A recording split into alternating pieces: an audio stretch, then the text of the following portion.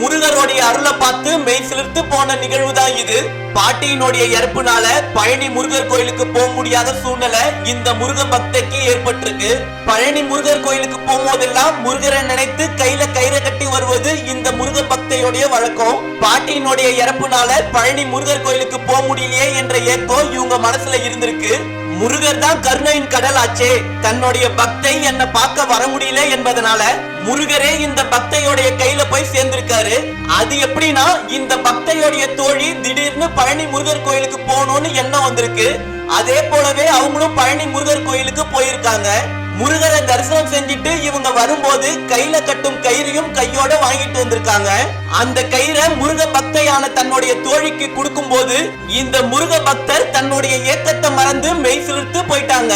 தன்னுடைய பக்தர் நேர்ல வந்து பார்க்க முடியாத சூழ்நிலையால அந்த முருகரே நேரில் வந்து ஆசை வழங்கிய நிகழ்வு மெய் சிலிர்க்க வைத்திருச்சு.